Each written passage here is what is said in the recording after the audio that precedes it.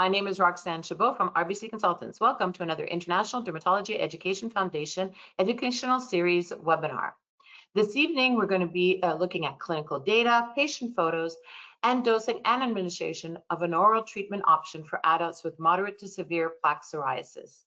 Our moderator this evening is Dr. James Del Rosso, who is Research Director, Principal Investigator at JDR Dermatology Research in Las Vegas, Nevada, Adjunct Clinical Professor of Dermatology at Touro University, Nevada, Henderson, Nevada, and President of the American Acne and Rosacea Society. Our speaker this evening is Dr. Benjamin Lockshin, who is Director of the Clinical Trial Center, DermAssociates. We'd like to thank our supporter, Bristol Myers Squibb, for making this educational event possible. Before we begin, if you're having issues hearing the webinar, you can listen to the presentation using your telephone. Just select phone call in the audio pane and the dial-in information will be displayed. If you're having technical issues, please submit your questions in the question chat pane on the right-hand side of your screen. At the end of this webinar, a survey will pop up in your browser and will be emailed to you within 1 to 2 days. If you could fill it in and send it to us, we'd truly appreciate it. Within 1 to 2 days of the webinar, a certificate of attendance will be sent to you.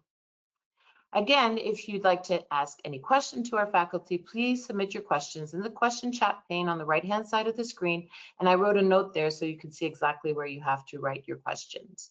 So without further ado, I'll pass the floor virtually to Dr. Del Rosso. Thank you, Roxanne. It's certainly a pleasure to have the opportunity to participate in this program tonight. As was mentioned, I'm Jim Del Rosso. I'm a dermatologist in Las Vegas, Nevada. I am the stunt double for Dr. Leon Kircik, who normally moderates these programs but is not available. So I'm always very, very happy to do it. So obviously, Dr. Leon Kircik is the one that is really behind the International Dermatology Education Foundation. This is a nonprofit organization that has had a very respectable mission, and that's to raise awareness and improve the care of dermatology, not only in the United States, but around the world, with some focus on underserved areas. So there have been several previous educational sessions from several different sources, a variety in terms of the presentations. And to stay up to date with the IDEF Educational Series webinars, there are different sources here. You can see at IDEF_derm. You can see on LinkedIn at /IDEF_derm and on Facebook at IDEF_derm. And visit the website www.idefeducationalseries.com to register for upcoming events. There are a variety of events, and I'm sure you're going to find them to be very, very helpful to you. So it's a pleasure to introduce someone that I've been getting partnered a lot lately on a lot of different initiatives, and it's been an absolute pleasure. He's a great guy, very knowledgeable, and a lot of fun. That's Dr. Benjamin Lockshin, who directs Clinical Trial Center at DermAssociates. He's in the Washington, D.C. area, and he has a lot of clinical experience. I'm going to be talking about clinical data, patient photos, dosing and administration of an oral treatment option for adults with moderate to severe plaque psoriasis, which, Ben, I'm sure you heard about that disease state, didn't you? Once or twice. I have to say my clinic has pretty much been narrowed down to eczema, psoriasis, vitiligo, alopecia areata. My wife is disappointed that I don't do any cosmetics, and really anytime I have a question regarding my kids and their dermatologic conditions, I'm fairly useless to her. To all of them. Get used to it. Your wife will be disappointed in other things too as you move along in life. But let's get going with the program, Ben, and thanks for being here. Sure thing. And we're gonna start with a little video just to get this rolling, which is actually the intro to this deck.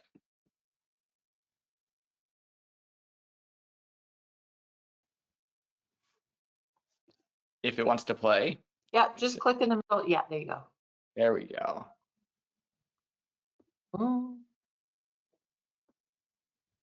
And Roxanne, I think we're having some technical difficulties in terms of the sound coming through.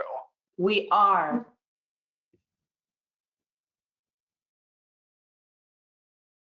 So I would say move past it, Ben. Yep.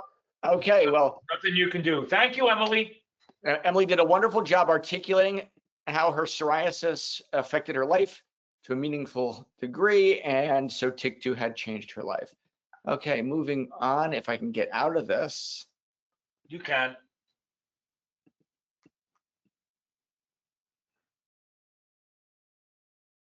Roxanne, can I'm you? just going to take the video. I'm just going to do this for you.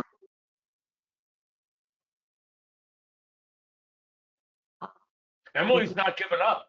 Yeah, Emily wants her payday. She wants her No, I think, Emily, that's the kind of fortitude you have to have when you're fighting psoriasis. Can't give up. Yep, she's Exactly. talking about how much her life has changed with TIC2. Okay, Roxanne, where are we at here? There we go. And hold on, we'll just do this. Oh, there we go. And she's a speed reader and a speed talker. I'm just going to do this. Perfect. Okay. And there you go. Okay, All right. here we go. So as Jim had mentioned, I'm Ben Lockshin. I run our clinical trials center and psoriasis treatment center. I co-managed a room derm clinic for a number of years and was on the board of directors for the National Psoriasis Foundation. I've had the privilege of doing the clinical trials and obviously working with TIC2 in clinical practice, as well as many of the other drugs out on the market. And I do think it's a privilege for us to manage patients with psoriasis in this era, as we have so many different options to get our patients better, from either orals to injectables to infusion medications, and mixing them and matching them to the way we see fit to get our patients clear. Whoops. This basically says that no one's getting CME for this program. Everything that I'm going to present is consistent with FDA guidelines. I do have some disclosures, as you can see below. As one of my mentors told me, I can't be bought by any company, but I can be rented by the hour. I'm being rented by, BMS promoting TIC2, but this should be a very fair and balanced conversation. And Jim will be my color commentator as well, interjecting periodically to add some color and insight and wisdom. Really what we're going to highlight is the fact that this is once daily dosed oral medication, first in class, that is a TIC2 inhibitor. And the newer data, that is the 5-year safety and efficacy data. And spoiler alert, no new signals, no amplification of safety signals. We'll get to that a little bit later. So how do you determine when a topical is no longer enough for a patient with moderate severe plaque psoriasis? And are they systemic ready? Well, the question I always ask my patients is, do you want to be proactive or do you want to be reactive dealing with your condition? And systemic medications in my eyes are proactive, which they treat the psoriasis before it appears. They keep patients clear. They do a good job, rather than topical therapies for the most part are reactive, which is when you have a spot, you treat it. And I think when patients have areas that are of special interest, including the scalp, face, genitals, palms, and soles, these automatically upstage patients in my mind and put them into a moderate category, and certainly an earlier consideration to migrate into a systemic therapy. But really, when patients aren't doing well on topicals, or are burdened by topicals, or potentially experiencing side effects attributed to topicals, or perhaps are on track to have adverse events related to the topical medications, we really should think about other options for these patients. And So this, and yeah. how much does body surface area go into your determination of going to systemic therapy? Obviously, special sites that may be limited involvement, you're still going to upgrade that patient in your mind. But how do you use a body surface area cutoff that had been forced on us for many years, or how are you handling that? It's a great question. In clinical practice, I don't use a formal cutoff, but I will say there's a couple different ways to get you to moderate disease. It could be the National Psoriasis Foundation guidelines, which defines moderate as 3 to 10% body surface area. Greater than 10% is severe. It could be in their global assessment of moderate, which is a 3 out of a 5-point scale, from 0 being clear, 1 being almost clear, which are the endpoints in the clinical trial: 2 moderate, 2 mild, 3 moderate, and 4 severe. And then the last one is a PASI score of 16 or greater, which is really never used in clinical practice. So my feeling is if they meet moderate by any of those criteria, either a PGA or a BSA or tough to treat areas, I think that they're, systemic ready. What are your thoughts regarding this? I feel the same way, but I do agree with you that special sites, move people up, and also, what's going on with the patient, what they've gone through. They've been around the block with several different topicals. They're psychosocially, and that's not only a buzz phrase, that's a reality with these patients. They're at that tipping point where they want to move on. They want to get better. They've been going on with this for a while. So I think the more of that we capture, I agree with you. And systemic therapy treats other components of the disease, what's going on in terms of circulating cytokines. It's not just the disease that's limited to the skin. So I'm in full agreement with you. It's a great point. And I always tell patients, this is psoriatic disease, not psoriasis vulgaris or psoriatic arthritis or, any of the other comorbidities that are associated with it. And it's a systemic inflammatory condition that just happens to have one of its manifestations on the skin. Very sensitive buttons. We're going to talk about a couple of cases. This is Zach. Okay. Zach's topical treatments are no longer enough for him, and he's ready for systemic treatment. Okay. He's got moderate plaque psoriasis, predominantly affecting his arms and backs. His plaques rub against his clothes when exercising. They can itch. They can also be painful at times, with individuals. He's got a family history of depression. He's been on multiple topical medications, and doesn't want more of the same. And we hear this time and time again. Patients get burnt out.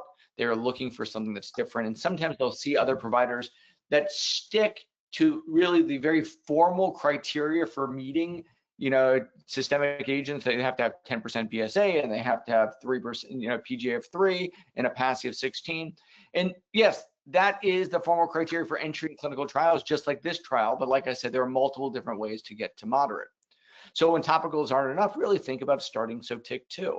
And that's going to be the theme across this, which is when you're thinking about making that transition from a topical to a systemic agent, this should certainly be a very meaningful consideration for that first systemic agent that you go to, because of the ease and the oral options. And we're going to talk about the data, especially compared to apremilast, in terms of the convenience with daily dosing, and more importantly, improved efficacy. And just talking about efficacy, we're going to talk about that 5-year efficacy in a few minutes. How do you determine whether Sotyktu is an appropriate choice for patients like Zach? Well, the reality is, in my clinic, I don't go through every single option with patients. My job is to help curate, a few meaningful, reasonable options for these patients, and help with a joint decision making, make the right decision for that patient. So I don't give them all 15 options and prove to them that I know all the different therapeutic options. I say this would be a really good option given the location of psoriasis and the distribution. Jim, how do you manage?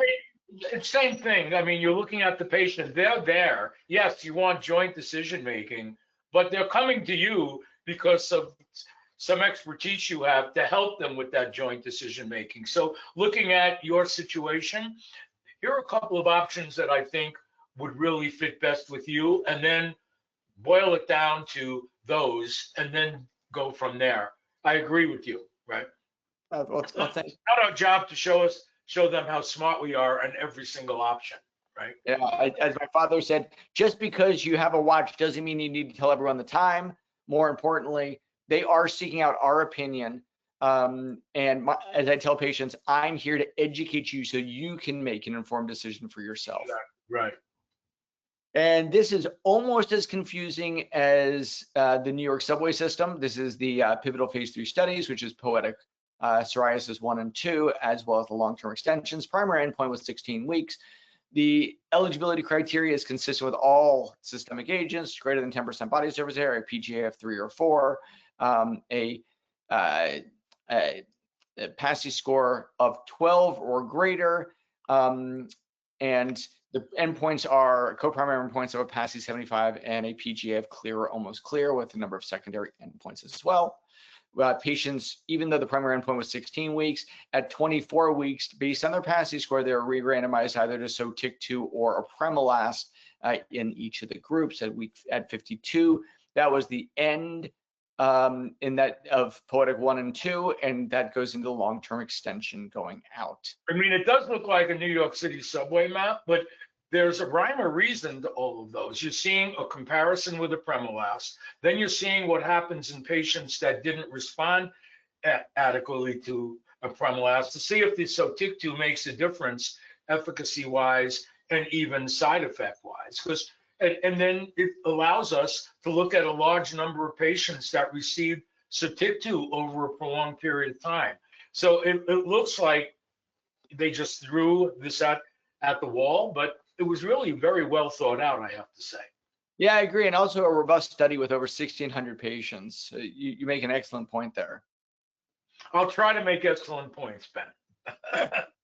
So how did this medication perform? And let's just highlight Sotyktu at first. We see the Poetic 1 up top and Poetic 2 down below. Week 16 is the primary endpoint. And we see over 50% of the patients achieve a PGA of 0 or 1. In terms of PASI 75, between 53 and 58% of those patients achieve that in both the medications, dramatically higher than the gray bars represented by placebo. This is analyzed by the non-responder imputation, which is the most strict way of looking at the data. Now, the dark gray bar in this slide actually represents apremilast. Okay, so street name Otezla. And what do we see? Quickly, the lines start to divide. And by week 16, the primary endpoint, close to twice as many patients achieved a PASI 90, which is a certainly much higher bar for entry or in terms of clearance. And then we see at too excited. At week 24, we see further divide, increased efficacy with both the medications, but the 6% greater with Sotyktu compared to apremilast. Remember that Sotyktu is dosed daily, apremilast is dosed BID. And they did blind it, so they had to put an outside covering so you couldn't tell which. The patients didn't know, and nobody knew whether they were getting the Sotyktu or the apremilast. They call it double dummy, right? So they were blinded, even though the apremilast was twice a day.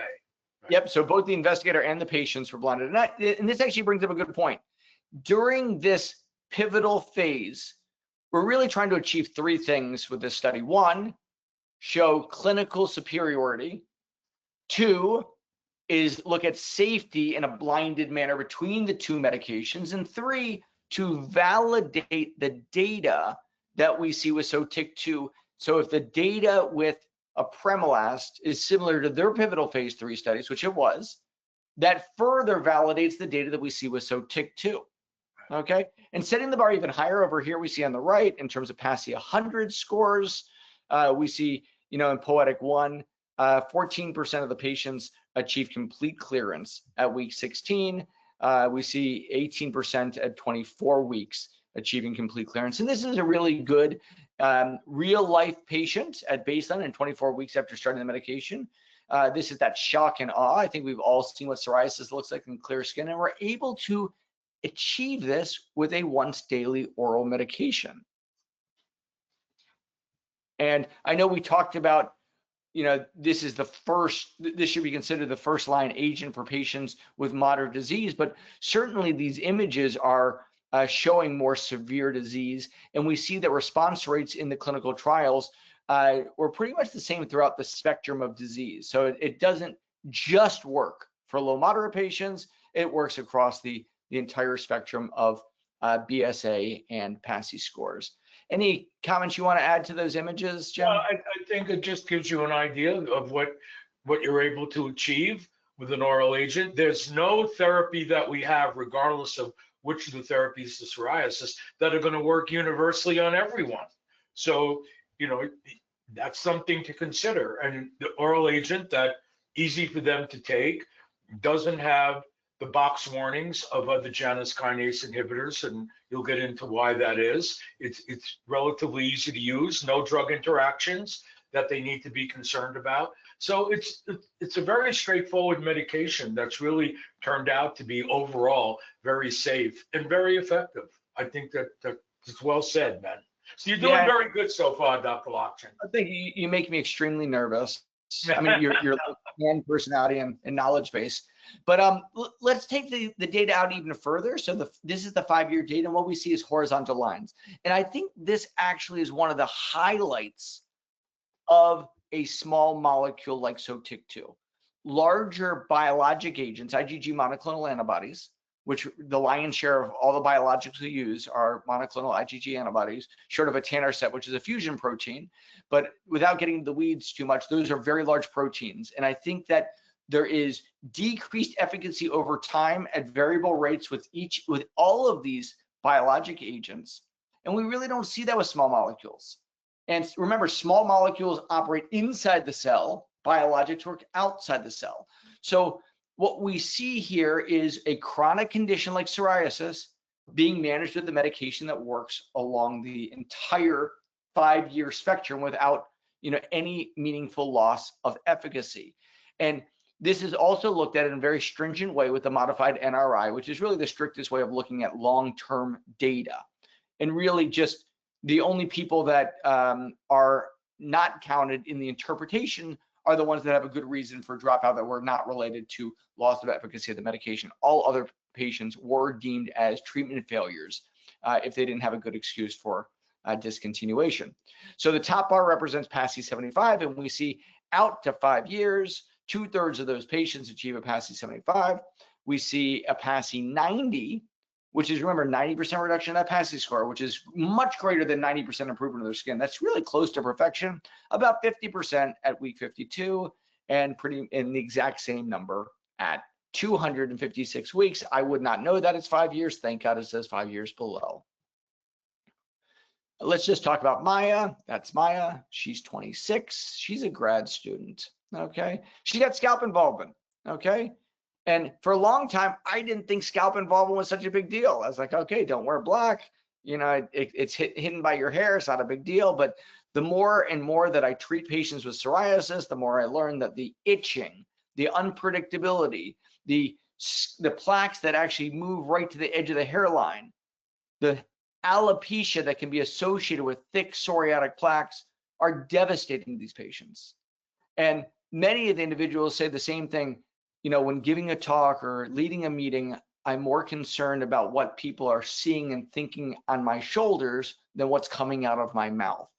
So the impact of disease for scalp involvement, I think, is disproportionately large compared to other areas. Do you have any thoughts on this, Jim? No, I agree with you. I could think of a few patients that came in that were very much like Maya. Maybe a little older. They were women that were busy. They were involved in business. They were coming in with their navy blue business suit. And why are you here? They weren't undressed, asked to undress yet by the staff. And then they part their hair. I don't see anything. They part their hair and they have these thick plaques of psoriasis. That how am I going to get medicines in there? Applying. It's not that easy to get even some of the best topicals we have when they have a full head of hair. And just what you described is what they were experiencing. And I walked in the room and I didn't see why they were there. And what they were there was right in front of me, but they had to show it to me. And then some of them do have it extending, or if they pull their hair up, if they put their hair back, you can see it right along the edge or behind the ears. It bothers these people immensely. It's easy for us to, I don't want to say dismiss it. I don't think you were, not caring. It's just we have so many other things on our mind that we're thinking about that maybe we don't give it its full attention. But it's their full attention. So I agree with you. I become much softer, kinder, and gentler because of the work that we're doing with these patients in clinical studies, finding out more about what bothers them day to day. Yeah, and we really get to know those patients in the studies and hear a lot more detail than what we would do in our 10-minute interaction in the clinic once a year or twice a year. It should be noted that, generally scalp psoriasis is one of the first locations that presents. The average age of onset for psoriasis is age 27. Occipital scalp is statistically the highest, greatest location where it does present. So she's has a penicillin allergy, also on an oral contraceptive pill. And I think it's important to note this, not because she's on an OCP, but she's already taking a pill.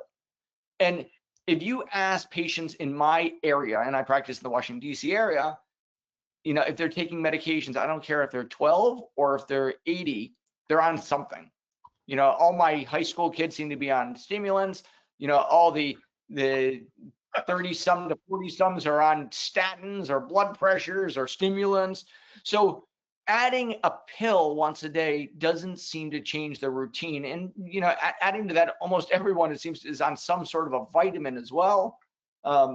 So, I always look at the medication list. If they're already on something, adding one more thing to that pill box doesn't change it at all. And some of my patients here in Vegas tell me the things that they're on, but they don't want me to write it on the medical record, right? They're taking something. They're taking something. Well, hopefully, a lot of that's legal now. Yep.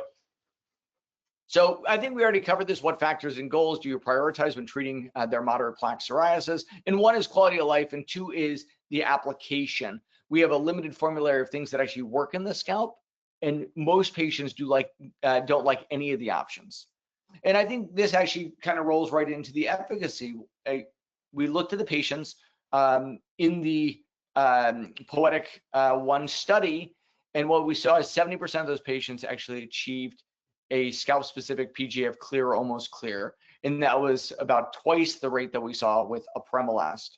And that is a specific assessment geared to the scalp, because a lot of studies don't include the scalp in their global assessments. That was tailored to looking at the scalp specifically, correct, Ben? Yep. That scalp. And this is a really good illustration of thick psoriatic plaques. At baseline, by week 16, we see dramatic improvement. I wish actually he didn't let his hair grow out so we could even see it better, but we see by week 24, there's nothing there. I mean, this is a changed man. Yep. Another image, thick psoriatic plaques. I mean, you can just imagine, if it were me, I'd certainly let my hair grow out. I really appreciate the fact that he shaved his head, for easy scoring. But you see the retroauricular area here, and as the plaques are migrating to that, occipital neck hairline, no matter what amount of hair you have, it still kind of pops through. And then let's just talk about that dural response. This is the theme of the day. We see, once again, really by week 16, you kind of hit that steady state. 74% at week 16 which was the primary analysis, out to 52, and then out to 5 years, the same numbers. This is Jill. She's 56. She's a baker. Yes, she's got moderate plaque psoriasis on her lower extremities, forearms, hands, visible plaques. And this is really kind of highlighting hand involvement, which I think is very critical. And I love the choice of pictures, and I don't want to blow it, but we'll get to it in a second, of the case that they showed for palmar psoriasis. But I don't know about you guys. The patients that I have hate using topicals on their hands. It gets all over the place. It ruins things, especially the ointments. These newer generation creams are a little bit better, but your hands are greasy. No one likes putting on topicals. So for palmar and plantar disease, I almost always, right out the gates, recommend a systemic therapy. Okay. Yeah, her treatment's not meeting her expectations. She doesn't want her psoriasis to be on her mind when interacting with customers. It's embarrassing. It also, what she does, the flour that she's working with, you can almost imagine just drying out her hands, the fissures that it's creating. And I'm sure if a customer looked at her hands while she was working, probably would walk away and go to the next vendor. And when do you consider a systemic therapy for plaques on the palms and soles? Well, we already talked about that. For me, it's right out the gates. And if looking at this slide, if you go, oh, they forgot the placebo, gray bar, they didn't. It was just 0%. And the palmar-plantar PGA of 0 or 1 in this group of clear, almost clear palms and soles was achieved in 56% of the patients at week 16. This is a dramatic change in their life. Okay. We're going to show a picture, and then I'm going to let Jim chime in for a second. No, I was just showing that when they went longer, they improved even further. They got up to 67%, 50. So the longer they went, beyond the 16 weeks, they continued to improve even more. Yep, and a post-hoc analysis of the patients did continue to get better. Right.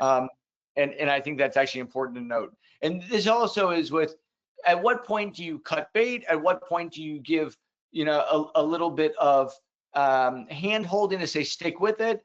And my feeling is if they're having a reasonable response rate at 12 weeks or 16 weeks in your clinical practice, knowing that the curve is going to continue to rise, especially for palmar-plantar disease, it's worth saying, hey, let's add a topical potentially if you need it for a flare, but let's give it a few more months, because I don't like cycling through medications, but at the same time, you want to make sure that you get off a losing horse. I always say you never get off a winning horse, but you also want to jump ship and not go down with the ship.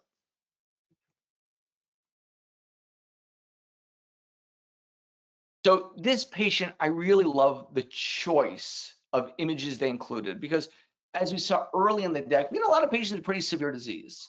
And you end up saying, oh, well, I'll reserve any systemic agent for really significant disease. This doesn't look like a lot until you get close, and you can just imagine how this is impacting their quality of life, okay, in terms of pain, discomfort. But from a distance, if you didn't have this, you're saying that's not a big deal. You can march on. But to these patients, this is a huge deal. And we see by week 24 in a real patient photo, virtual clearance. And by week 52, we see, it looks like complete clearance of that hand. Jim, do you have any thoughts and comments on this slide? I think that what involves the hand and some other locations, you don't always have to have that visible, horrendous looking case that a patient like this is still getting fissures, still getting areas that their hands, this patient's hands are going to be extremely sensitive in many cases, even though you're not seeing that thick hyperkeratosis or that characteristic thick plaque psoriasis. The hands are an area that there's a lot of mobility, a lot of natural lines that fissure, and it's very symptomatic, can be very symptomatic. So symptoms are important to capture here, sometimes more than what it looks like.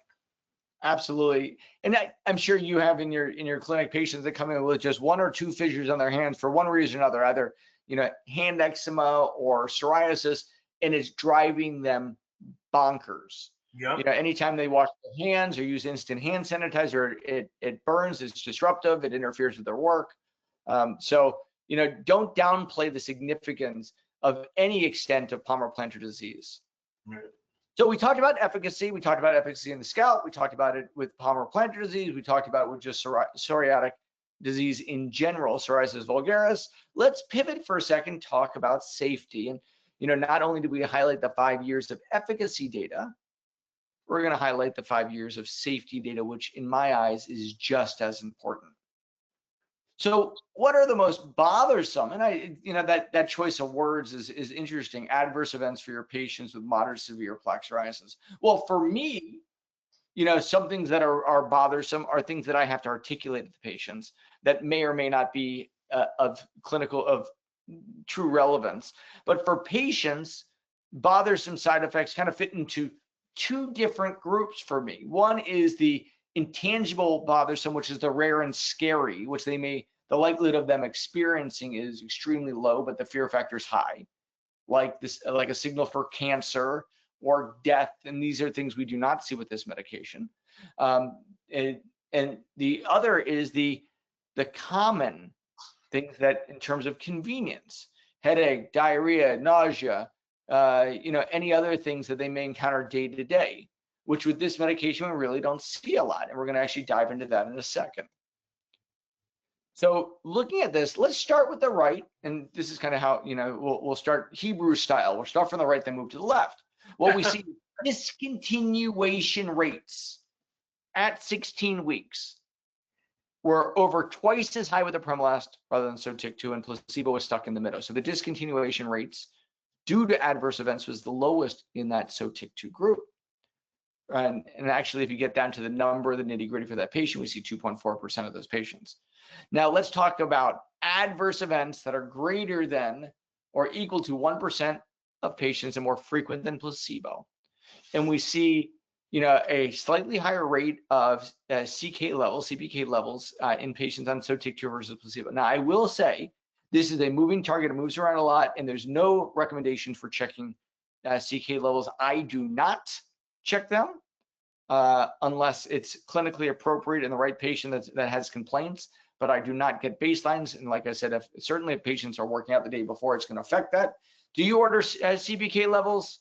No, I don't. Not as a routine. And what's interesting, even before Janus kinase inhibitors of any type came to dermatology, they were used a lot in rheumatology and other areas. And there was a big consensus group of individuals that used a lot of Janus kinase inhibitors. And even they stated, we don't see the need to do routine testing of CPK levels, even before they got to dermatology. And these are patients with a lot of comorbidities beyond what we typically see. So that's very, very interesting. Right? I think that's an excellent point. So numerically, we also see slightly higher rates of folliculitis, mouth ulcers, acne, and upper respiratory tract infections. To be honest, in clinical practice, I have not seen these complaints to any appreciable amount.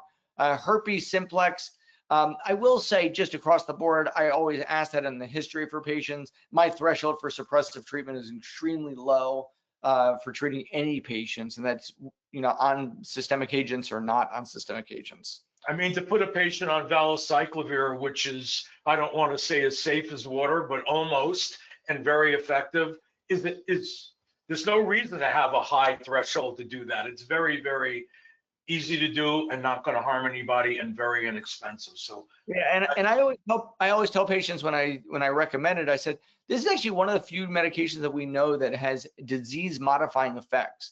If you stay on it for a long time, the number of outbreaks in a few years is lower than had you not been on the medication. Right. We even are able to give it to women who are pregnant at any point in time in their pregnancy. It's considered that safe, not even worried about the fetus. It's incredible. No, it's an excellent point. So out to 52 weeks, what do we see? Well, in terms of adverse events leading to discontinuation, the Sotyktu group continues to be the lowest compared to apremilast and placebo. Serious adverse events are comparable to what we see with placebo. Numerically, they were slightly higher than what we saw with apremilast. And then general adverse events were pretty comparable amongst the groups, but adverse events with apremilast were a little bit higher here. Headache, diarrhea, nausea, no surprise, dramatically higher with apremilast compared to Sotyktu. Sotyktu's numbers were comparable or lower than what we see with placebo. And in terms of nasopharyngitis and upper respiratory tract infections, numbers are pretty comparable across the board. So it makes sense, Ben. I mean, this was a drug that had been out, since 2013 or 14, and it had been used extensively as an oral agent for psoriasis. We all used it. It was well established, had been commonly used. And what they were looking to see is, does Sotyktu work better? And they had definitive, true head-to-head data to show that Sotyktu was significantly superior to apremilast. But did we run into some of the same problems or something else compared to apremilast? And this proved that Sotyktu did not. So they were out to show where they fit in versus the current agent that had been commonly used. So I think the design of it's very helpful information. Extremely helpful.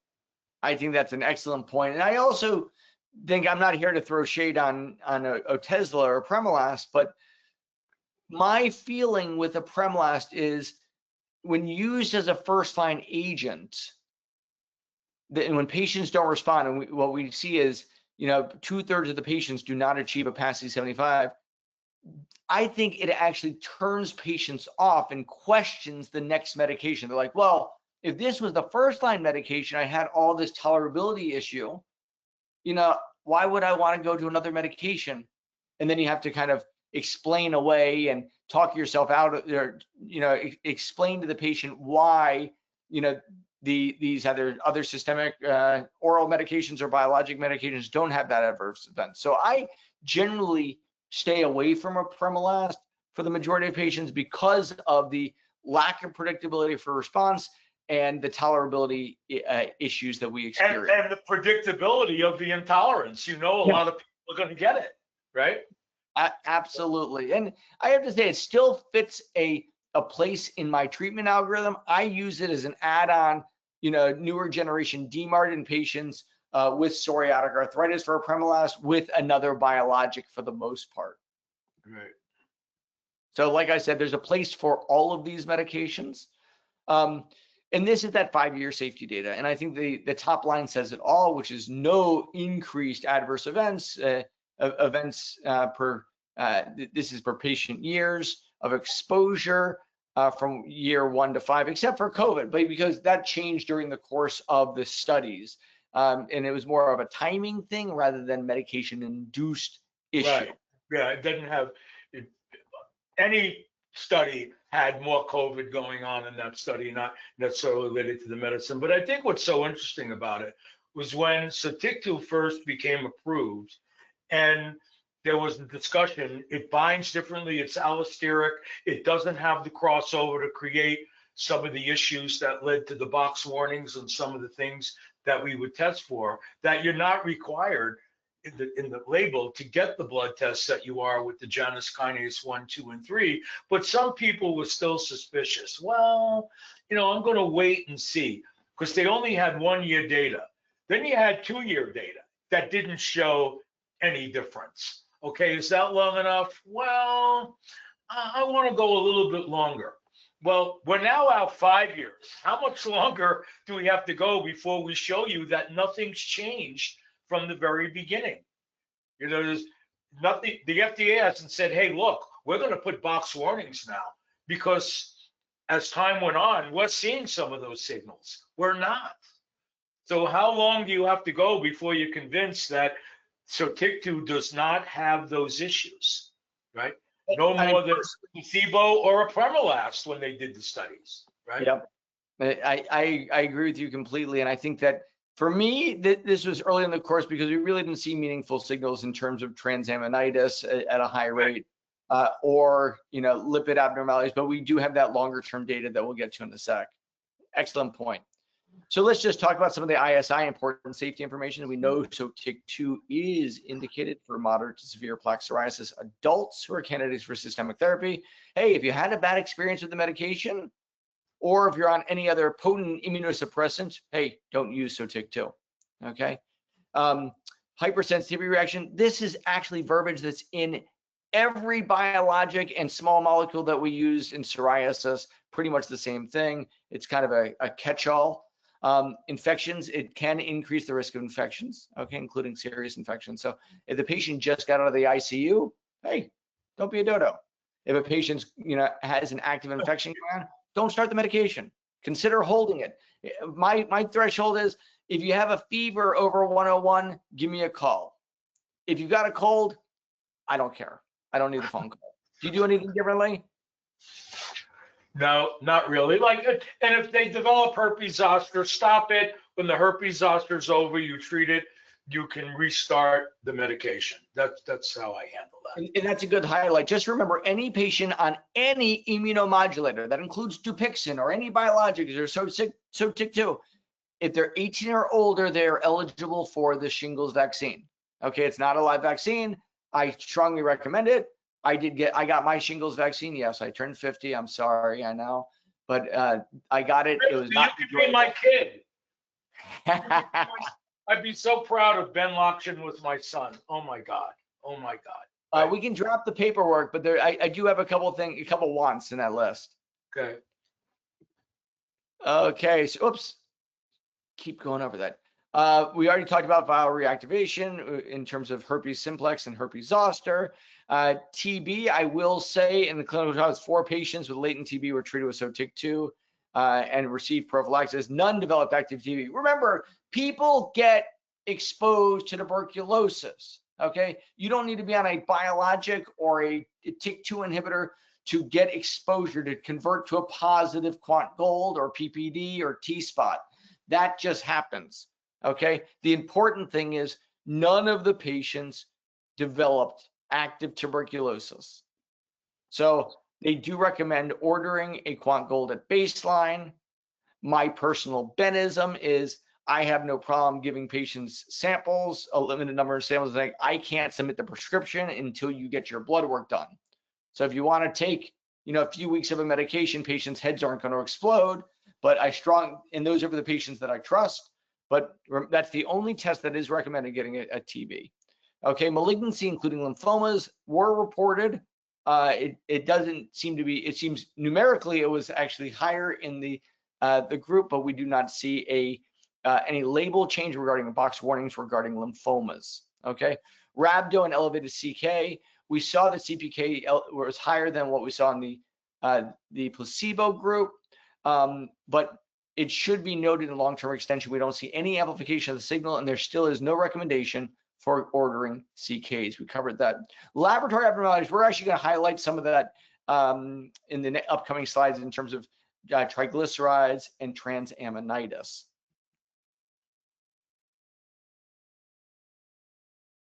Immunizations, don't give live vaccines, okay? And this is that JAK paragraph, because TYK2 is like the step cousin to the JAKs.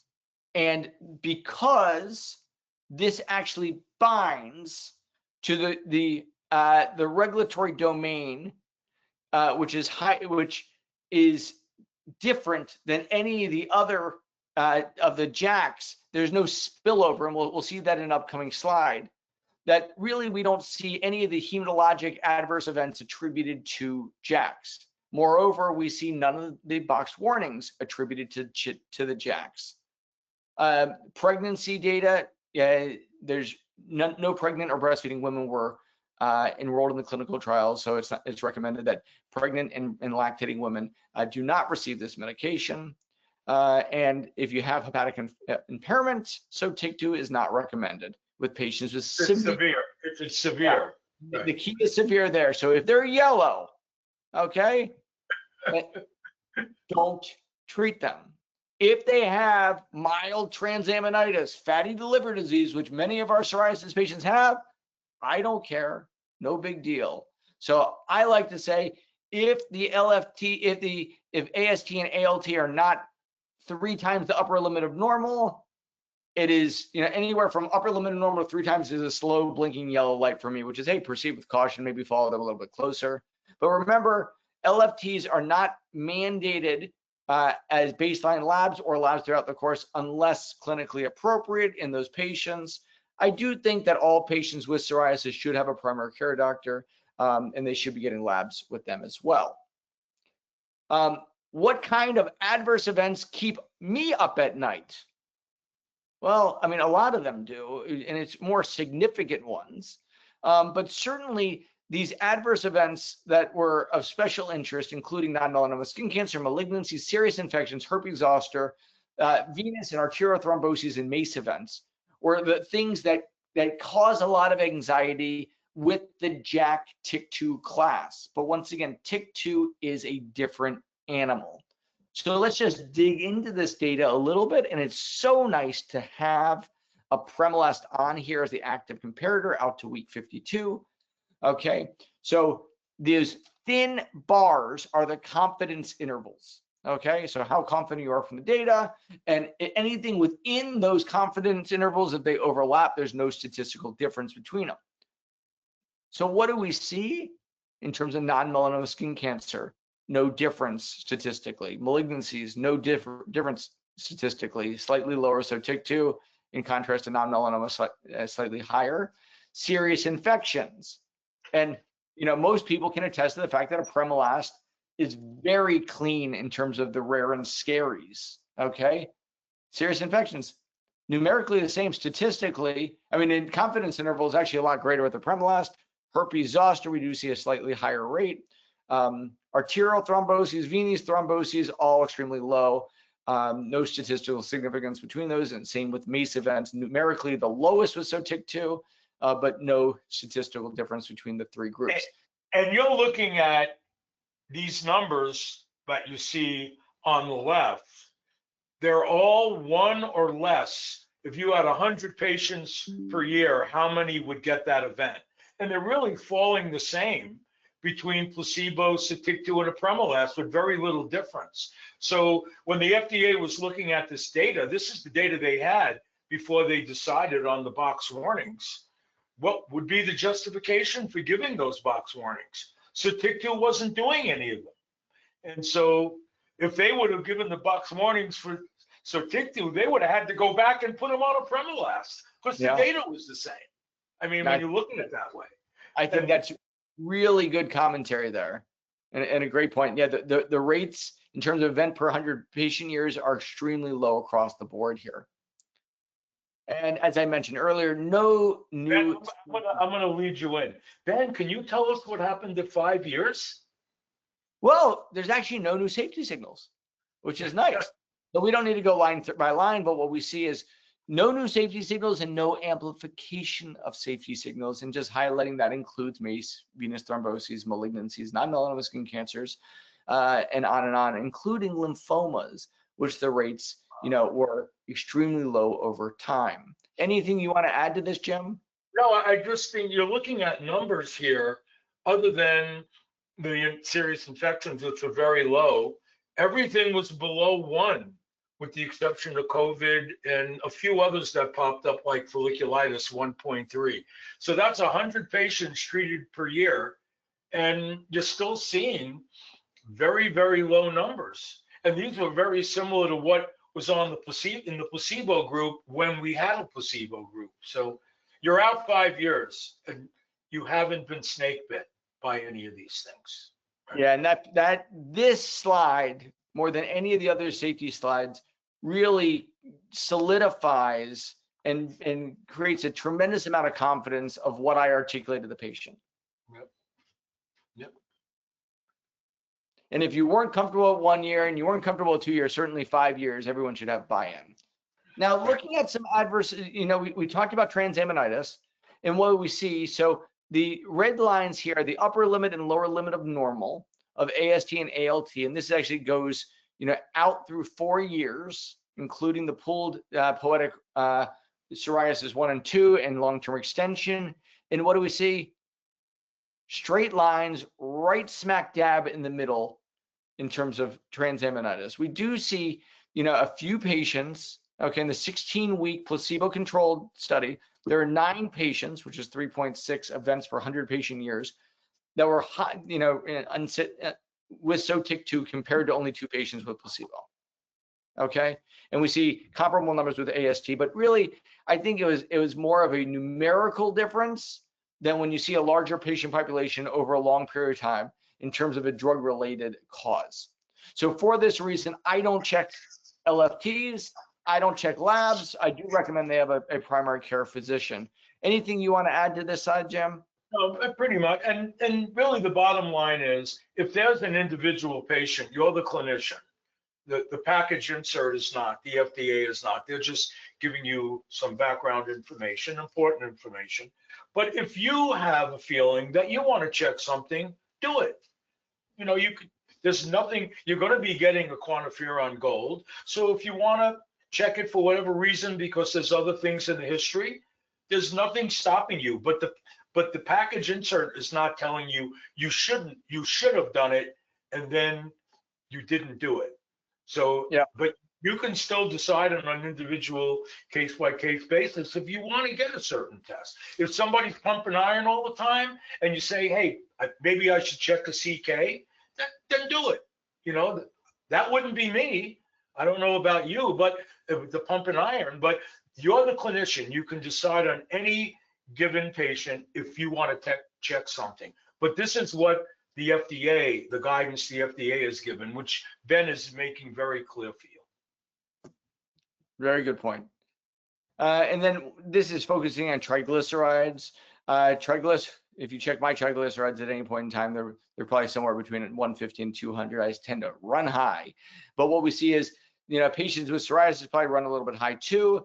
And we see that they're right hovering at the upper limit of normal, but don't change. There's no trend that they continue to rise or make any difference, and in terms of the cholesterol, there's no effect, and this is in stark contrast to what we see with the JAKs. So what's interesting, if you were at 150, the mean would be maybe you went up to 160. The mean was about 10 difference in milligrams per deciliter. So you're talking really about very small increments. Not moving the needle, and I don't think that triglycerides plays a huge role in terms of my lipid management if it's 150 or even 175, but I do recommend, once again, patients have a primary care physician. So how does the safety profile for Sotyktu compare to what you thought? Well, hopefully you have after this talk, you have a lot of reassurance of the fact that there's no new safety signals, there's no amplification of the safety signals, that the rare and scary things that we talked about are really things that shouldn't concern you as a physician, and you should articulate that to your patients. So how does Sotyktu work? Well, remember, it works inside the cell, and I think this is a really good schematic, and we'll use the IL-23 binding the IL-23 receptor as a good illustration.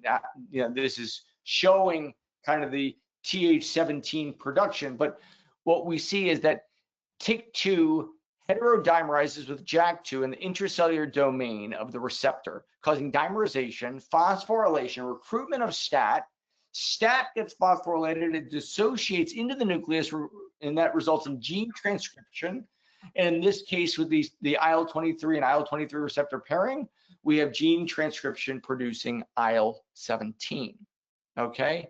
Because this binds to the regulatory domain, which is unique to TYK2 and is different than what we see with the JAKs, that once again, there's really no spillover into blocking JAK activity. Now, binding to the active domain is a different story, and there are other TYK2 inhibitors that are on the horizon that do bind to that active domain that might have different side effect profiles. So this is actually unique to Sotyktu, and I think it's really important to highlight that difference. Extremely important, the major difference. Right. And this is actually highlighted here in terms of the TYK2 blockade, really highlighting that it just focuses on the immune system and immune response, IL-23, 12, interferon gamma, and it doesn't have any effect in terms of blood cell development, metabolic activity, and lipid metabolism that we see with the various JAK subtypes. So how do you start Sotyktu? Well, remember, the only lab test you need to do is a quantiferin gold, but as Jim had mentioned, if you feel that it's in the patient's best interest to check other labs, obviously do it. You treat the patient, okay? But you're checking those labs for the patient, not for the medication. Right. It's once daily dose in 6 milligrams, okay? So what other factors are important when considering Sotyktu for your patients when topicals aren't enough? Does this mean that we're getting to the end? Yes, it does. And taking it full circle is, I think this is an excellent consideration for those individuals with moderate disease, where you're looking to pivot from a topical medication, for those patients that have tough to treat areas like the palms and soles and scalp. And remember, scalp involvement, we see that 70% of those patients achieve a scalp specific IgA of 0 or 1, okay, on this medication, about twice the rate that we see with the Premolast. And remember that the Palmer plantar PGA we see at 16 weeks was 56%, and as Jim mentioned earlier, rises over 60%, as you continue on the medication. So thinking about any of the patients that are looking to get into a systemic that you think would benefit from a systemic agent, I always like to think that this is a great option for those individuals that are young, that are in college, out of college, because keeping an injectable medication in your fridge is a little bit of a nuisance. Getting that shipped to your dorm or a group house is also something that, some individuals just don't want to share medications that they're on, or have people know this is a little bit more discreet, a pill bottle you keep in your room, you take once a day, no big deal. Okay, so evaluate for. You don't have to worry about with food or without food, other drugs that they might be taking that might interact, lipid lowering agents, blood thinners, antihypertensive. There's no drug-drug interactions noted. That's a big issue in some patients. Yeah, I mean, I think that's huge. And it's huge for us as providers because we don't have to worry about those drug-drug interactions. Right. Or and patients don't have to fit it into their lifestyle in terms of, oh, do I take it 3 hours after this or before this or with food or without food? No dose titration. This is especially important for my young men who can't figure out how to do dosing or remember when to take medications, especially for the ones that are dosed every, 8 weeks or 12 weeks or 4 weeks. And it's got a short half-life, but long enough to be dosed once a day is a 10-hour half-life. And as of January 2025, so TIC2 is covered for 8 out of 10 commercially insured patients. This is a dramatic departure from what we had early on in the course. No branded step requirements for these patients. And I'm not expecting you to remember all these specialty insurance companies and specialty pharmacies we deal with and PBMs and blah, blah, blah. But the assurance is if you prescribe it, there's a very good chance about 4 out of 5 patients are going to get covered. If they don't, the bridge program is robust. They're going to get free drug for 2 years at least.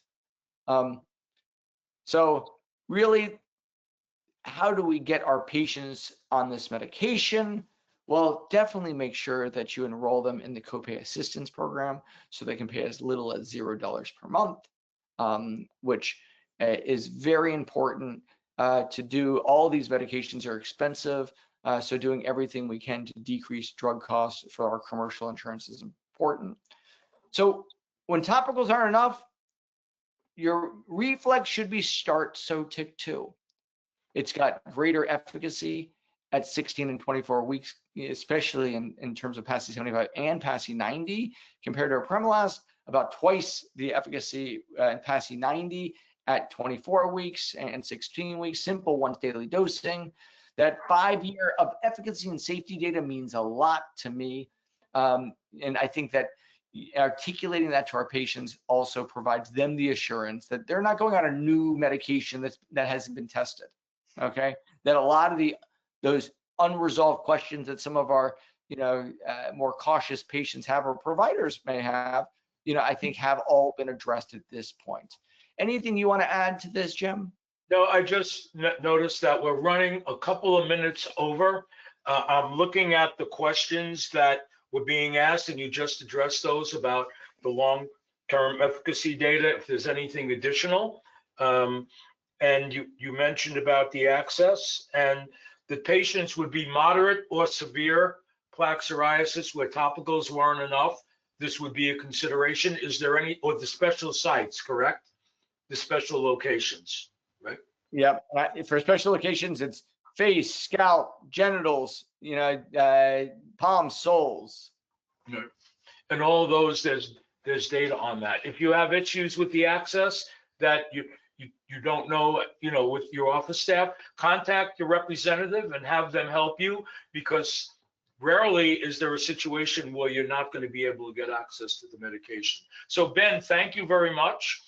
We do have another program that's going to be coming up. I see Roxanne on the line, who's been a big help tonight, watching over us. I didn't get any texts. You guys are screwing up, So I guess we did okay, Ben. So they were all silenced. I was just looking at my phone. There's a lot of them. I think mine just didn't come through. September 9th, we have the inimitable Latanya Benjamin's going to be talking about atopic dermatitis, the strength they need with the safety they deserve for atopic dermatitis. So that's tomorrow evening. So we have back-to-back IDEF. Ben, it's always great to see you. Roxanne, are there any final comments from you? No, thank you so much. And thank you so much, everybody, for joining us this evening. Thanks, Jim. Bye. Thanks, Roxanne. Have a great evening. Bye. Take care. Bye-bye.